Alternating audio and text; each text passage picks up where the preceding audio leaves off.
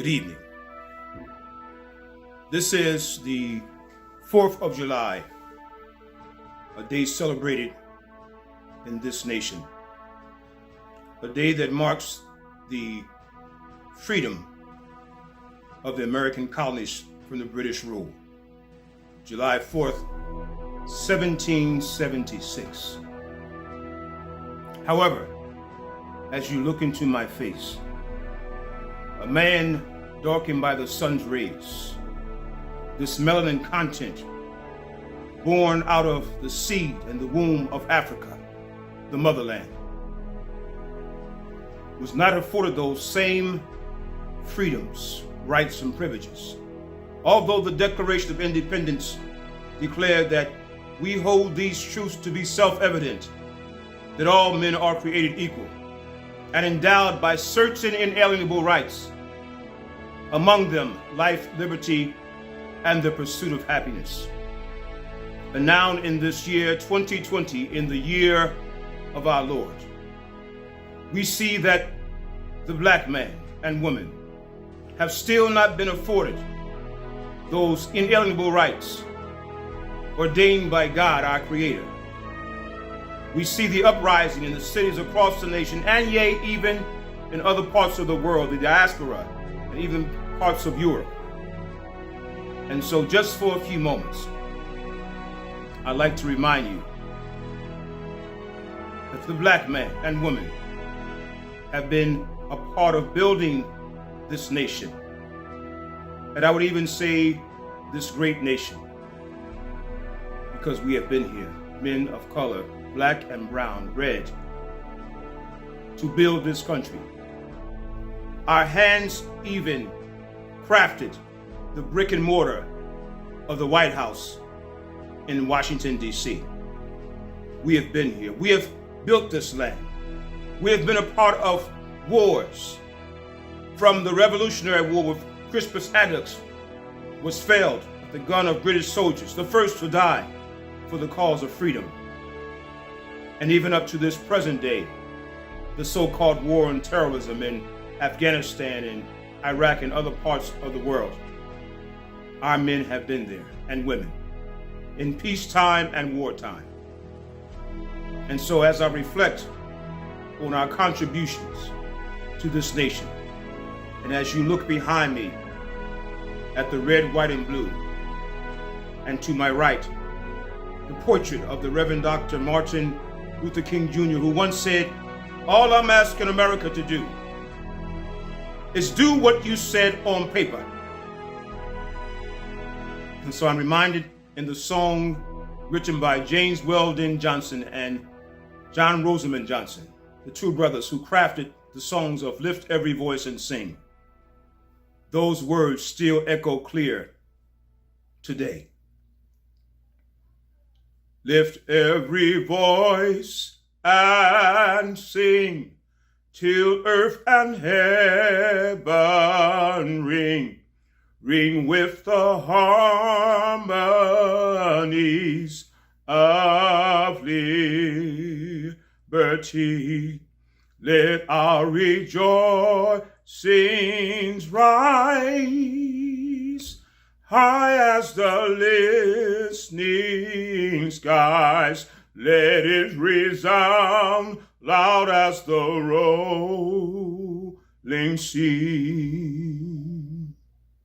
Sing a song full of the faith that the dark past has taught us.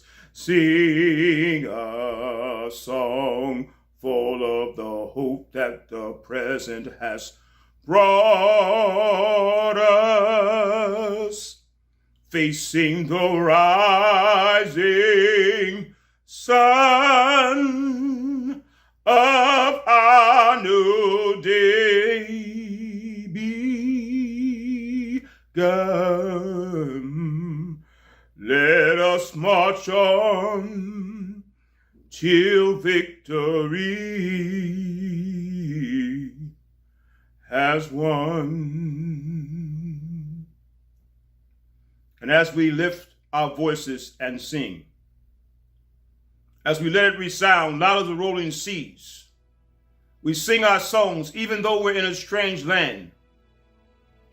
We sing our songs for posterity, for our children and grandchildren and great-grandchildren, because we have been taught how to hope, how to pray.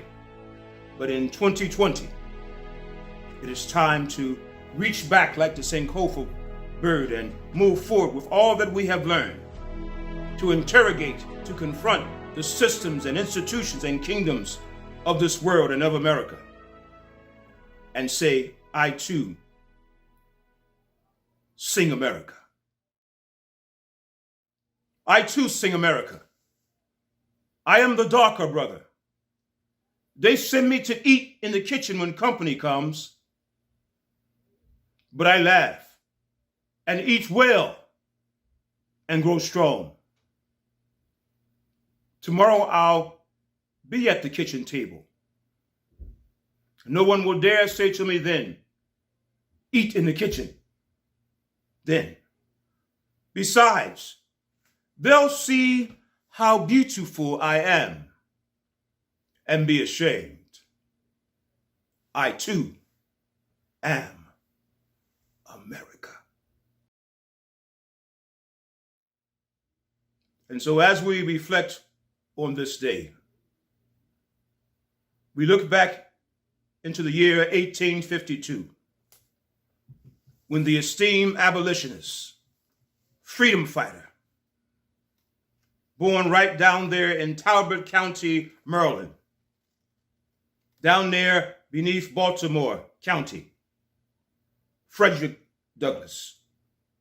And Frederick Douglass, there at the Corinthian Hall, spoke to a group of white members of the Rochester Ladies Anti-Slavery Society in New York.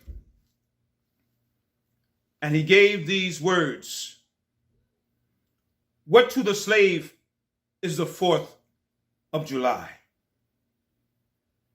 And so I will share some of those words from the speech in which he gave.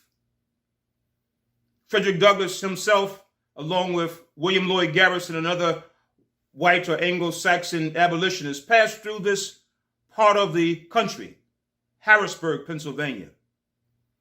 And so I'm delighted to share from this very important speech, which we should be learning today in our schools across the nation and even the world. What to the slave is the 4th of July? Fellow citizens, I am not wanting in respect to the fathers of this republic.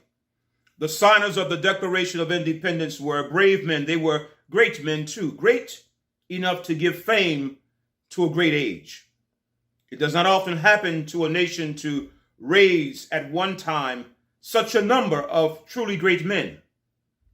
The point from which I am compelled to view them is not certainly the most favorable, and yet I cannot contemplate their great deeds with less than admiration.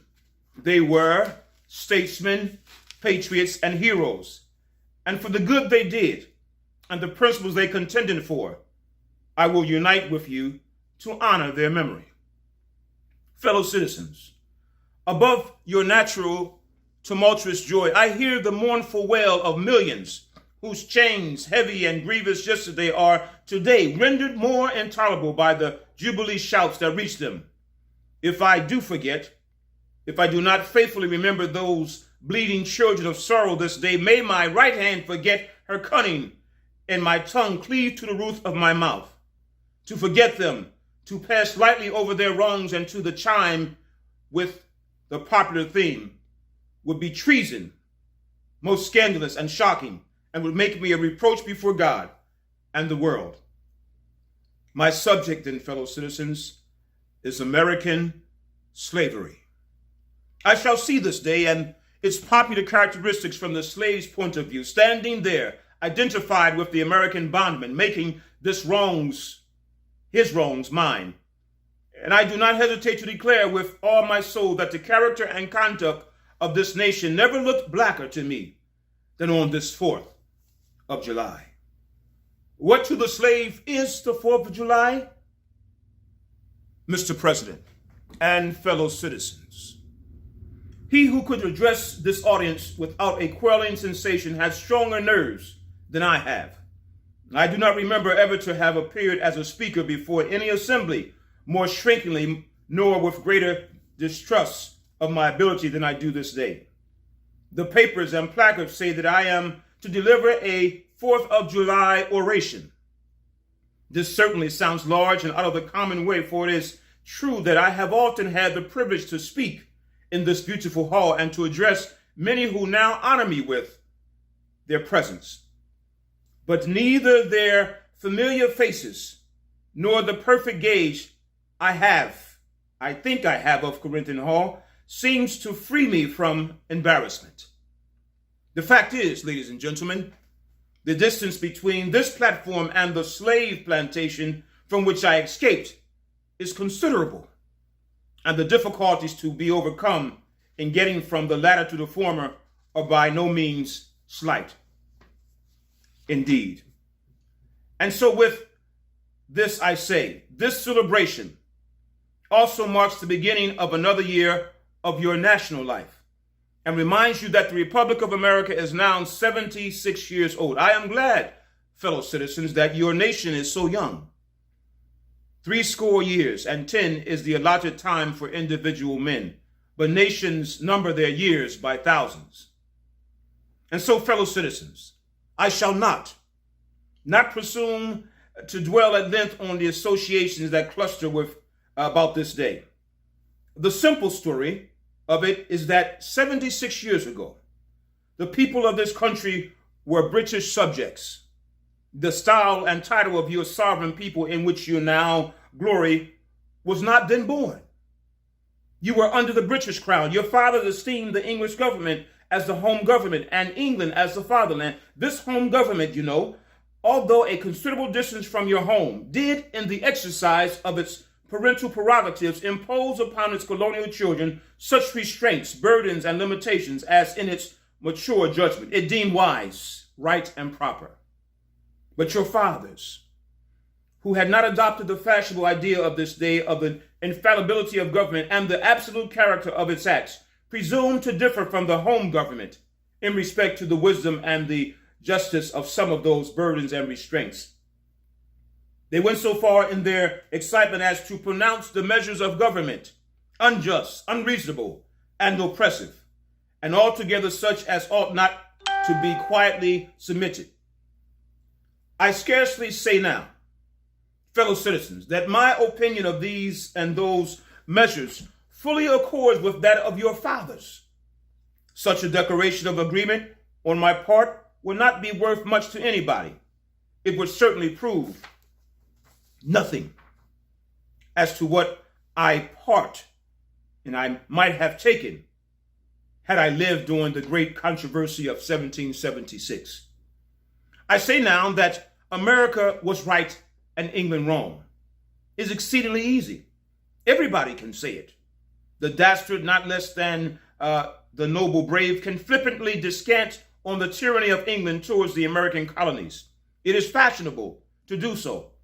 But there was a time when to pronounce against England and in favor of the cause of the colonies tried men's souls. They who do so were accounted in their day plotters of mischief and agitators and traitors and rebels and dangerous men, and to side with the right against the wrong, with the weak against the strong, and with the oppressed against the oppressor. But here lies the merit and the one which of all others seems unfashionable in our day. The cause of liberty may be stabbed by the men who glory in the deeds of your fathers. But to proceed. Oppression makes a wise man mad. Your fathers were wise men. And if they did not go mad, they became restive under this treatment. They felt themselves the victims of grievous wrongs, wholly incurable in their colonial capacity. With brave men, there is always a remedy for oppression. But just there, the idea of a total separation of the colonies from the crown was born. It was a startling idea, much more so than we at this distance of time regard it. The timid and the prudent, as has been intimated on that day, were, of course, shocked and alarmed by it. But on the 2nd of July, 1776. The old Continental Congress, to the dismay of the lovers of ease and the worshippers of property, clothed that dreadful idea with all the authority of national sanction. They did so in the form of resolution, and as we seldom hit upon resolutions drawn up in our day, though whose transparency is at all equal to this, it may refresh your minds and help my story if I read it. Resolve that these united colonies are and of right ought to be free and independent states, that they were absolved from all allegiance to the British crown, and that all political connection between them and the state of Great Britain is and ought to be dissolved. End of quote. Citizens, your fathers made good that resolution. They succeeded, and today you reap the fruits of their success. The freedom gained is yours, and you therefore may properly celebrate this anniversary. The 4th of July is the first great fact in your nation's history, the very ring bolt in the chain of your yet undeveloped destiny. Pride and patriotism, not less than gratitude, prompt you to celebrate and to hold it in perpetual remembrance. And I have said that the Declaration of Independence is the ring bolt to the chain of your nation's destiny. And so indeed, I regard it. And so, friends and citizens, I need not enter further into the causes which led to this anniversary. Many of you understand them better than I do, and you could instruct me in regard to them. That is a branch of knowledge in which you feel perhaps a much deeper interest than your speaker. The causes which led to the separation of the colonies from the British crown have never lacked for a tongue. They have all been taught in your common schools, narrated at your firesides, unfolded from your pulpits, and thundered from your legislative halls, and are as familiar to you as household words. They form the staple of your national poetry and eloquence. I remember also that as a people, Americans are remarkably familiar with all facts which make in their own favor. This is esteemed by some as a national trait and perhaps a national weakness. It is a fact that whatever makes for the wealth or for the reputation of Americans and can be had cheap will be found by Americans. I shall not be charged with slandering Americans if I say I think the American side of any question may be safely left in American hands. And so, I say this, now is the time, the important time. Your fathers have lived, died, and have done their work, and have done much of it well. You live and must die, and you must do your work. You have no way to enjoy a child's share in the labor of your fathers, unless your children are to be blessed by your labors. It was fashionable hundreds of years ago for the children of Jacob to boast, "We have Abraham to our father," when they had long lost Abraham's faith and spirit. That people contented themselves under the shadow of Abraham's great name, while they repudiated the deeds which made his great name. Need I remind you that a similar thing is being done all over this country today? And so, fellow citizens, pardon me and allow me to ask, why am I called upon to speak here today? What have I, or those I represent, to do with your national independence? Are the great principles of political freedom and of natural justice embodied in that Declaration of Independence extended to us? And am I therefore called upon to bring our humble offering to the national altar and to confess the benefits and express our devout gratitude for the blessings resulting from your independence to us? This 4th of July is yours, not mine.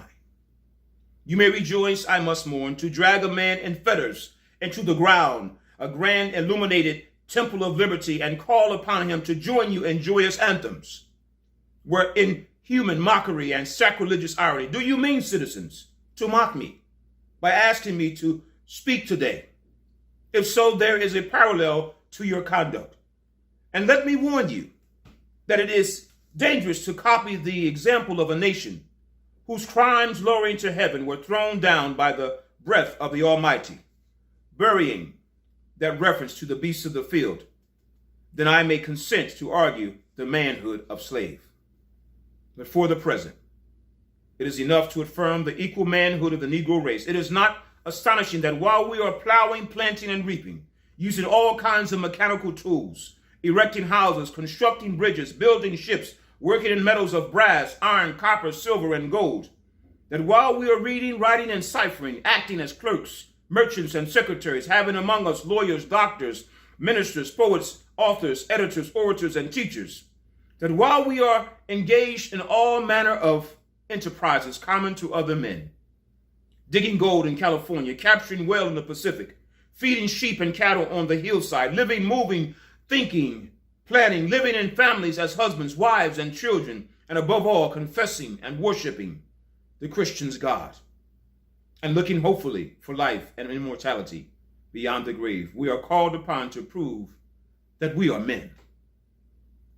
That is not beneath the canopy of heaven and does not know that slavery is wrong for him. What then remains to be argued? Is it that slavery is not divine? That God did not establish it, that our doctors of divinity are mistaken? There is blasphemy in the thought.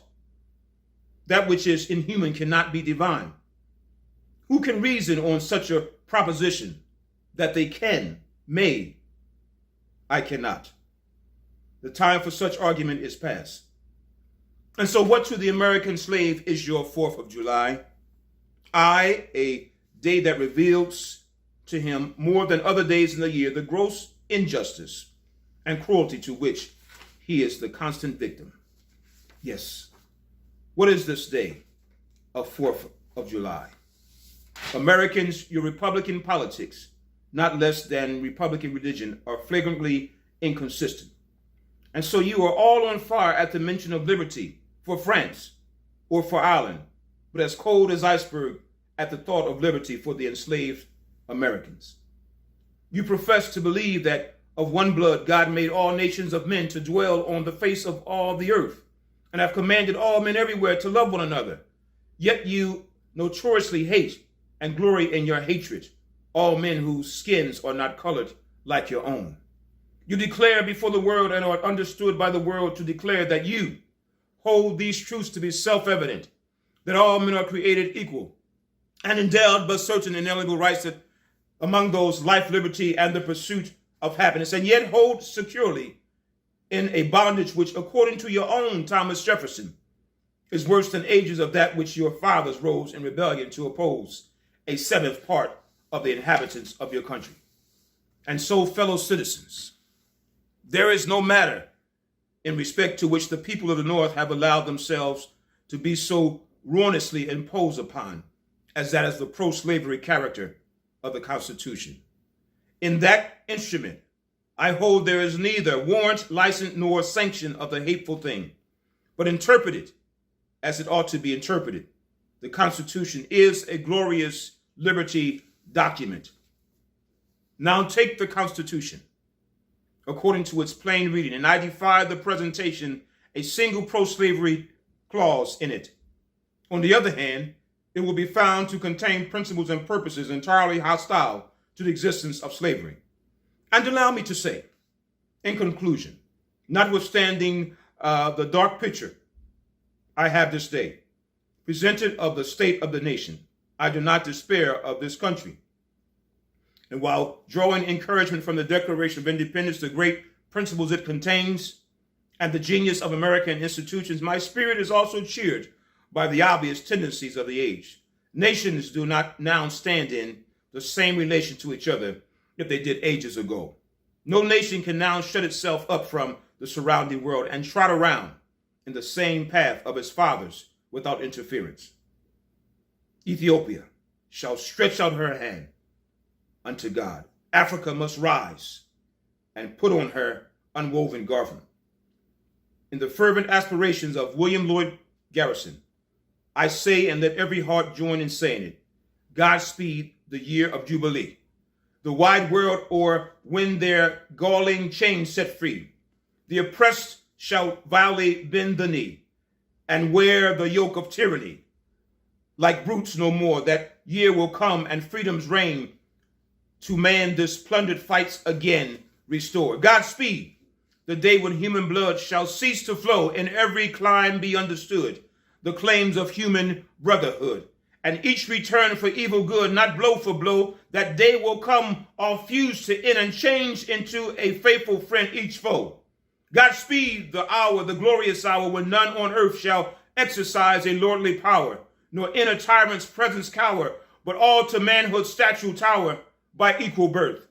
That hour will come, to each, to all, and from his prison house the thrall go forth. Until that day hour arrive, with head and heart and hand I'll thrive, to break the rod and rend the gyve, the spoiler of this prey deprived. So witness heaven, and never from my chosen post, whatever the peril or the cause, be driven. The words of William Lloyd Garrison. And so as we look to the remainder of this year, we're yet in a time of sorrows.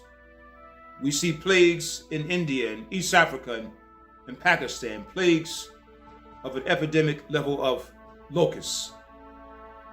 And of course, we are quarantined in this current coronavirus, COVID-19 pandemic. But yet there is hope.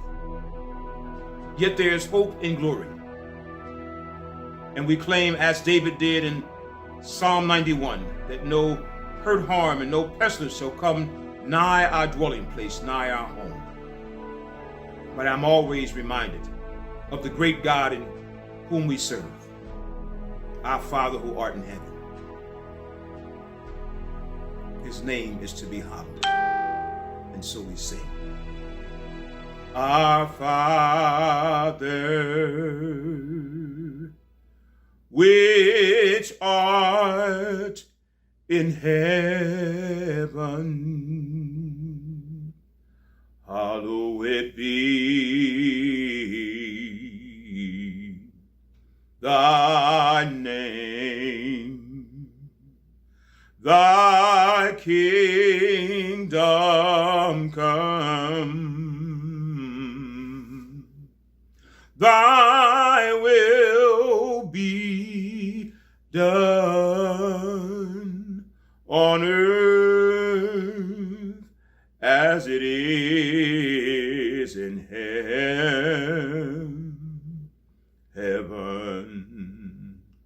Give us this day our daily bread, and forgive us our debts as we forgive our debtors, and lead us not into temptation, but deliver us from evil. For thine is the kingdom and the power and the glory forever.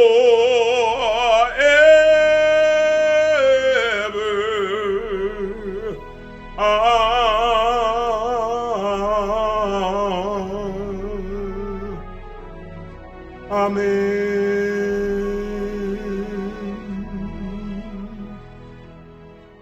According to Romans 12:18, with whatever you have in you, whatever lieth in you, let peace dwell among all men. Let peace be on earth. God bless you.